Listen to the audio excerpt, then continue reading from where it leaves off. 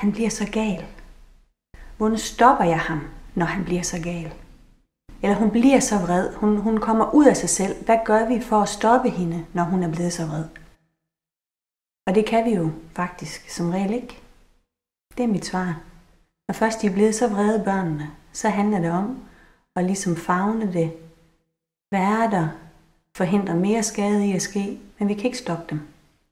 Det vi kan er at forebygge de situationer, hvor børnene mister overblikket, kommer ud af sig selv og bliver så vrede, gale eller eventuelt ked af det.